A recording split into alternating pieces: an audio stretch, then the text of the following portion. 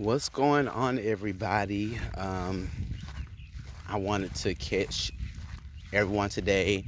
It was actually a free day for me, so um, the Sundays are my days where I commune with the ancestors. I guess I kind of get ready for the upcoming week, and so I decided to do a video about communing with the ancestors and nature today because I thought it would be something good. I mean, I know there's a trillion, quadrillion videos on YouTube everywhere that talks about setting up your ancestor altar, talks a lot about how to do it, how it should look, etc., etc., etc. I guess my angle is, like most people, you want to definitely start with the basics. You want to, for me, even though it's weird, I work inside. I love being outside, and so that's a big thing for me. And I feel like it's easier for me to connect with my ancestors when I'm outside. I feel a little bit more in tune with nature as well too. So I chose to do this video outside. I'm actually at a public park, but no one really comes up to this part of it. So I thought I would come up since I have some free time today. So I wanted to talk about my process and what I did and things of that. And I'm actually going to turn the camera. I don't know if it'll let me turn it around while I'm filming, which I doubt that it will. But just wanted to say hello to you guys. Um, yeah. Okay. So what I do, or I guess a good starting point for people. I know everyone's different. Everyone has different backgrounds and things, but I think working with your ancestors is kind of a similar thing because it doesn't have to be anything grand. It's kind of like if you're going to visit your grandma's house, you don't have to dress up and put your best foot forward. You just have to come as who you are. So that's the first thing. You don't have to have a physical altar space. You can have, it could be just something that you take with you. You're an internal altar space. But yeah. So I really want to talk about that. So for me, what I did was I do have a physical altar space, but I do come outside and commune with my ancestors. And so what I did, and I guess I won't show that space because that's something personal, but what I did do is I started off cleansing that area. So I chose a room. Now now I use that word suggested very strongly. It suggested that if you're gonna put it in a room, you wouldn't put it in your bedroom. You could put it in your bedroom closet or something, but you wouldn't want to put it in your bedroom where you change, or where intimate moments are, because these are your ancestors. So you want to put them in a place where they will be respected. So I definitely do agree with that, and I think that is something good to think about when you are building your ancestor altars. The second thing is you want to think about cleansing.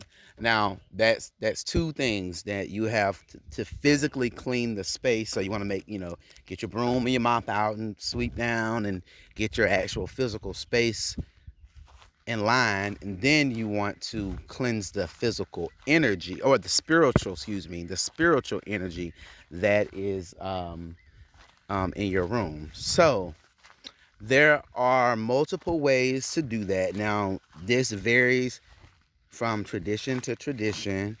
I currently am a devotee of the Ifa African Isheshe tradition.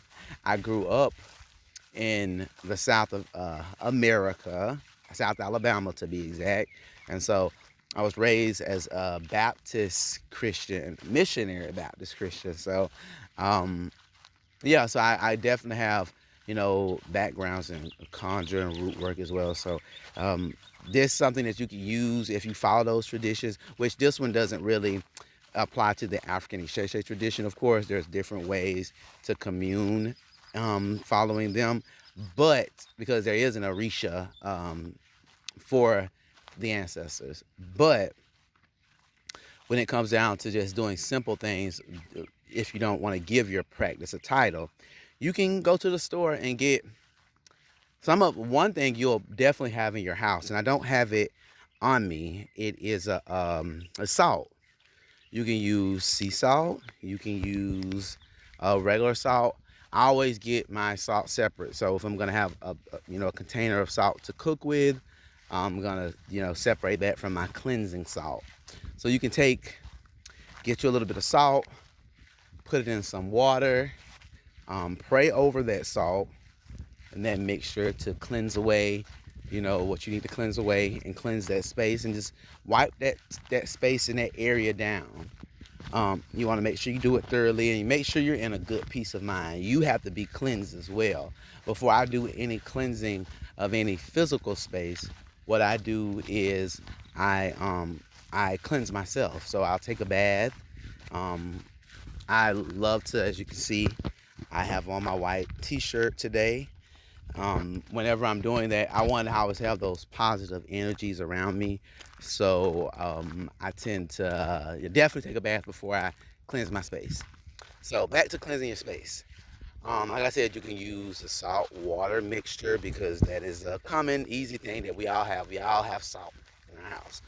Or you can combine things. You can use more than one thing. Of course, I always say, the stronger the better. When we're washing our clothes, we may not just use detergent. We may use a fabric softener, a bleach, other things to possibly get that stain because maybe one thing may not work. So using multiple things sometimes gets the trick done. So you have your salt water. You can also use sage. Now this is white sage. Now to me, this is just me of how I use it. Now of course everyone burns and end up it and they, smoke up that area.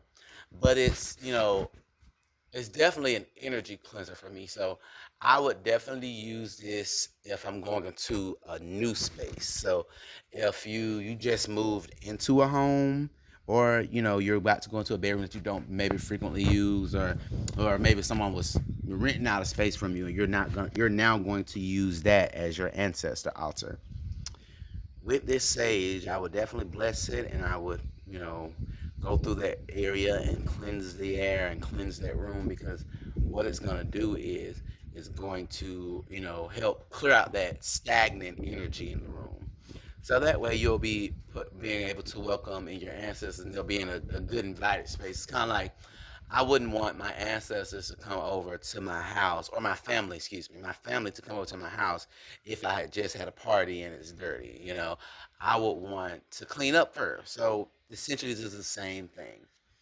Um, and of course, the final thing you could use, and these are just the things that I use. So you don't have to hold this to be something direct for one person, but this one, I love Florida water. This is like by far one of my favorite things to use.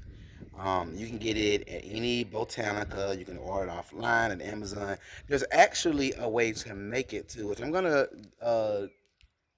look into that because I'm not saying. I mean, it's not expensive. I think I still have the price tag on this one. Yeah, I think I paid like $10 for this, and this is 7.5 ounces. So yeah, no, you can get them for a pretty decent price at the store. But if you're interested in making them, there are recipes online. I've never made it before, but I love this. I actually use this every single day on myself. I put it in one of my hands, and then I anoint myself with it as I'm praying to protect myself from negativity, dark energies, envious thoughts. Those are things that you want to have over yourself. So that way, you want to have yourself protected. So that way, you're because we go out in the world every day, and you know the environment's filled with different energies, and sometimes things latch onto us. So it's good just to make sure you're spiritually protected. We never think about that muscle that we have to work out. So I cleanse my area with this on the final just because I think it gives that added cleansing space. And it really welcomes me. It really welcomes my ancestors in. It makes the environment feel great and pure. So you can mix this clean with it by yourself. It works very, very well. So now you have your ancestor altar area clean. You're ready to put your stuff down, and you're wondering what to do next. So what I would do, and I may not put my feet in the video, what I would do is I would get my little table, set my table up. So let's say this is your altar space here. You would set your table up. Start simple. Doesn't have to be anything grand. And I know this is something that's reiterated a million times, but for me, and especially if you are a descendant of a hoodoo practitioner, a conjure man, doctor, spiritual doctor, any type of spiritual worker, simplicity sometimes is the greatest key to what you're trying to find. So I just went to the store. I think I went to Dirt Cheap and I bought like the wine glasses, just the clear plain wine glasses. I think it was 3 in the box. I think I paid like $2 for them. I took my table, put my wine glasses after I cleansed them as well. I went and got to the gas station and I bought like some fresh water, bottles of water, and I put those bottles of water on inside of those wine glasses. So I filled those up to the top. And then I went and bought me 3 tea light candles and 1 tall white vigil candle, the glass encased candle. And I set them up in like a crossroads. So I don't have anything out here to demonstrate. Actually, yes, I do. I can use these things right here. So get me some things to use. Okay. So if this is my table right here in front of me, if this thing right here is my wine glasses, I put my vigil candle behind it. I put a tea light candle in front, a tea light candle on this side, and I put a tea light candle on that side.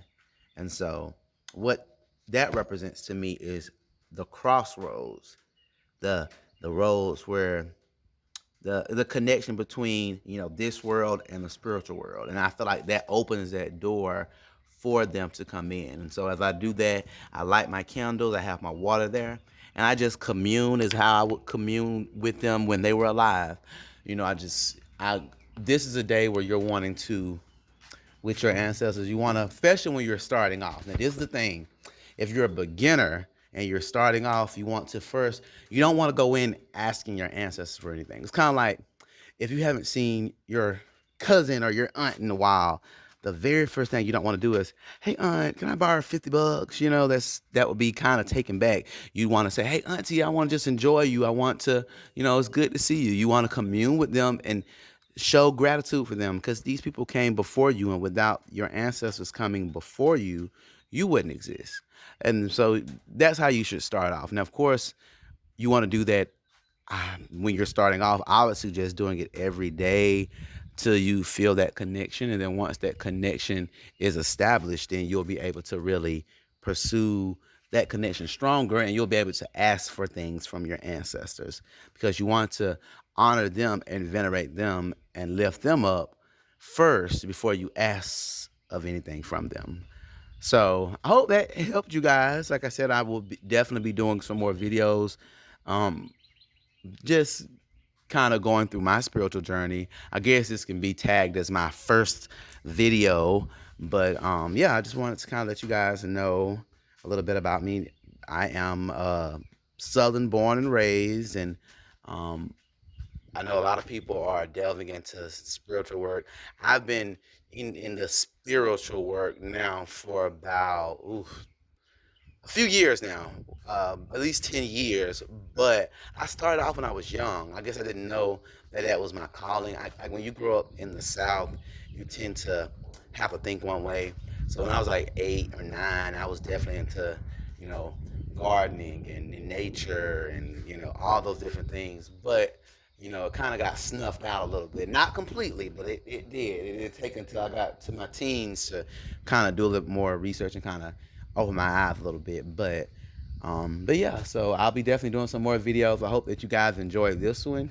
And if you have some suggestions or any questions or things that you guys are interested in that I could speak on from my perspective and experience, I would definitely love to talk about them. So, and if you guys, I didn't even say my name in the beginning of this video.